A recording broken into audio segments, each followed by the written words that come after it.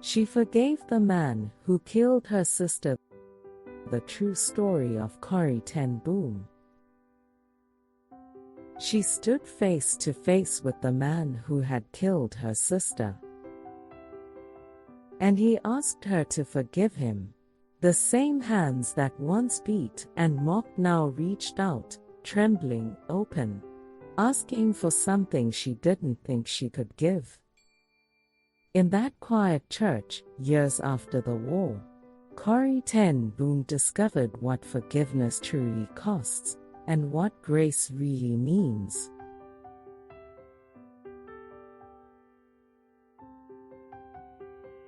Before the darkness. Before the war, life was simple.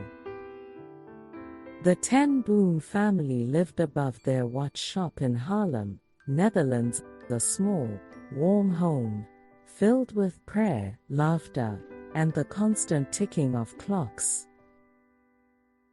Corrie worked alongside her father, Casper, repairing watches, listening to the rhythm of gears turning, a sound that meant order, peace, time moving forward as it should. Their faith was quiet but unshakable. They believed love wasn't just something you talked about on Sundays. It was something you did, something you lived, something that cost you. So when Jewish neighbors began disappearing under Nazi occupation, taken in the night, never seen again, the ten Booms didn't look away. They opened their doors. They built a hidden room behind a false wall in Corrie's bedroom. Small, cramped, barely enough space for 6 people to stand. But it became a sanctuary, a secret heartbeat of resistance powered not by hatred or politics or revenge, but by love. Each night, Corrie would kneel beside her bed and pray, "Lord, make our home your hiding place, too." And he did.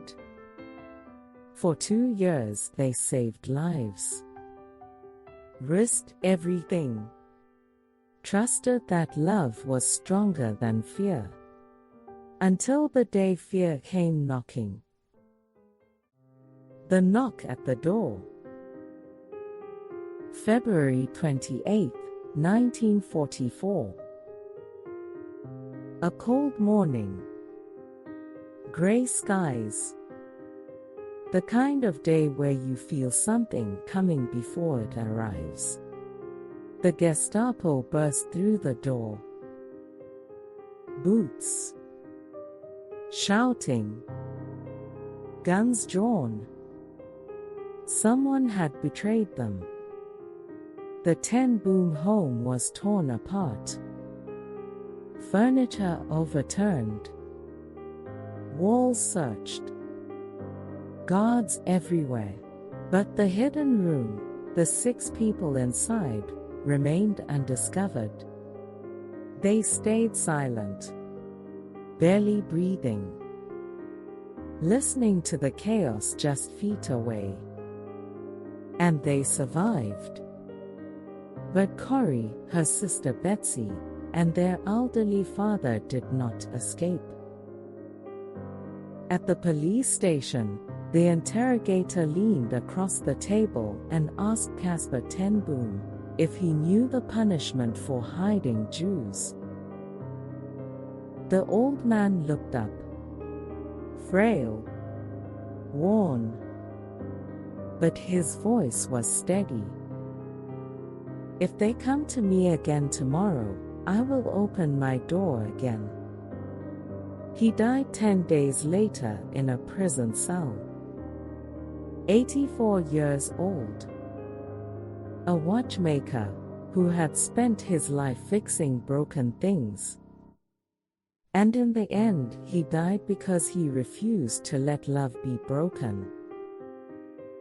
Corrie and Betsy were sent east to Ravensbrück, one of the most brutal concentration camps in Nazi Germany, a place where hope went to die.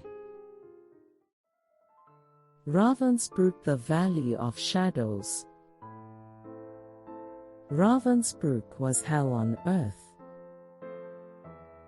Women stood for hours in freezing roll calls, starved, beaten, stripped of names and dignity. Death was everywhere, in the eyes of the guards, in the bodies that dropped and were dragged away like garbage. Hope was dangerous to carry here. But Corrie and Betsy carried it anyway. They had smuggled a small Bible inside, hidden in a pouch overlooked by every guard. A miracle in itself. Each night, in a dark, flea-infested barrack packed with desperate women, they would huddle close. And Betsy would whisper scripture in the shadows. Words like light, faint, fragile, but unextinguishable. The light shines in the darkness, and the darkness has not overcome it. In that place of death, they learned what it meant to truly live. When others cursed their gods, Betsy said, "Corrie, we must pray for them." Corrie couldn't. Not yet. Not while watching cruelty destroy everything she loved. Not while her body ached and her sister grew weaker every day. But Betsy never stopped believing that love was stronger than hate.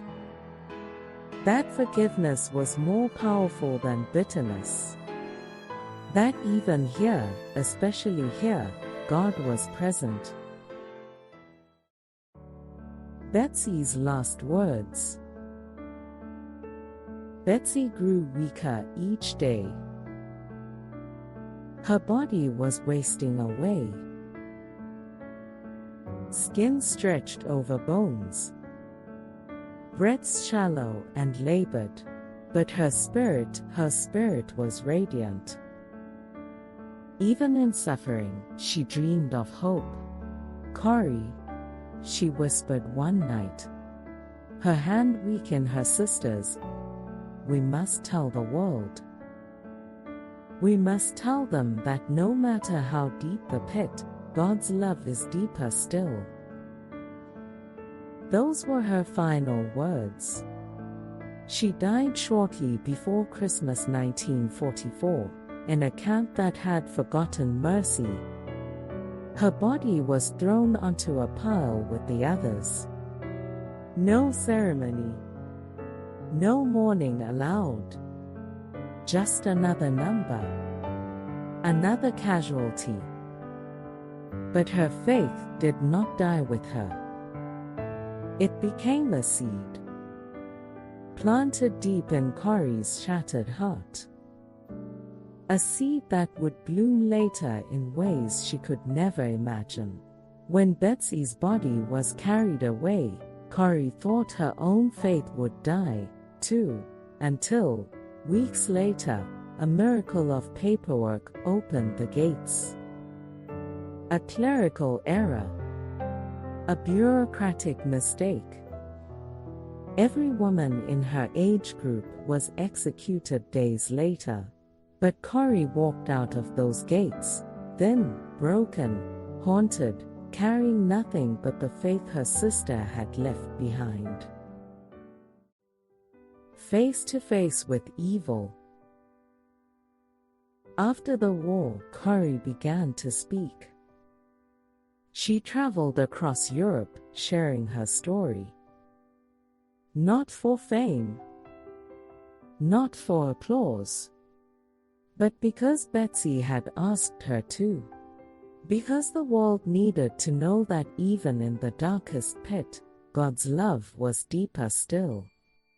One evening in Munich, she finished a sermon about forgiveness, about how God heals even the deepest wounds, about how bitterness only keeps us imprisoned long after the war ends.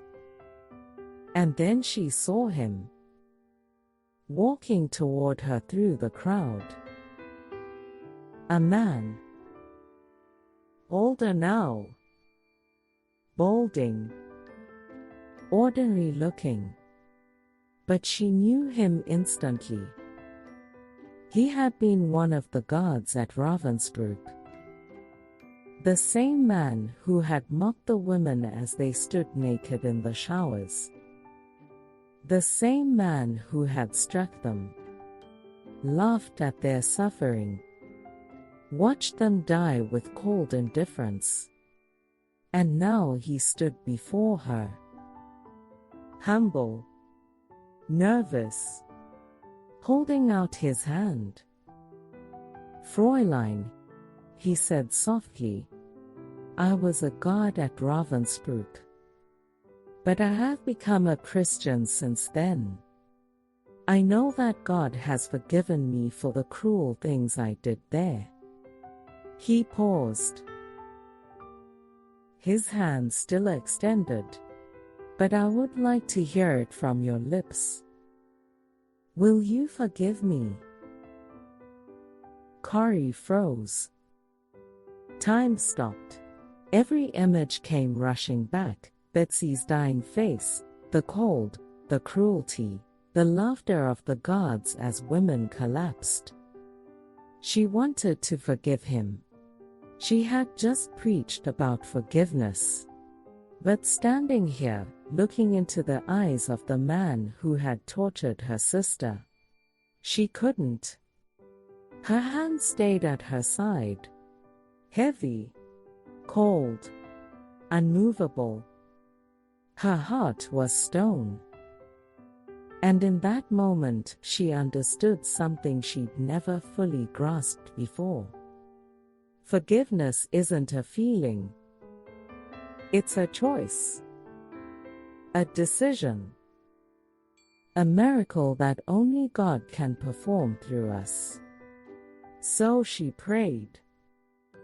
Silently. Desperately. "Jesus, help me. I cannot forgive him. I cannot lift my hand. Give me your forgiveness." And then silence. The kind of silence where heaven leans close, slowly, mechanically, like someone else was moving her arm. She reached out, took his hand. The moment their hands touched, something happened. Something she would describe later as an electric current running from her shoulder down through her arm. Warmth, light, a flood of something she didn't create and couldn't manufacture. Tears filled her eyes. Not tears of pain, but of release. And she heard herself say, "Meant it, truly meant it. I forgive you, brother. With all my heart." At that moment, she finally understood what Betsy had been trying to tell her all along. There truly is no pit so deep that God's love is not deeper still. Forgiveness was not something she could do on her own. It was a miracle, a gift, grace flowing through broken vessels. The legacy. Corrie ten Boom would go on to write her story in The Hiding Place, touching millions around the world. She never called herself a hero, only a servant of the one who rescues hearts from bitterness. Her life became proof that even when everything is stripped away, home, freedom, family, dignity, faith remains. and forgiveness becomes the door where light re-enters the soul. She lived to 91, spoke in over 60 countries, and never stopped telling the story of a love deeper than any pit. And whenever someone would ask her how she forgave the unforgivable, she would smile and say, "I didn't. Jesus did. I just gave him my hand." Comment below. God's love is deeper. Because sometimes, forgiveness isn't a feeling, it's a miracle. If this story touched your heart, subscribe to Mustard Seed Stories, where every week, we share real stories of pain, healing, and grace. Stories that remind us, even in the deepest darkness, His love is deeper still.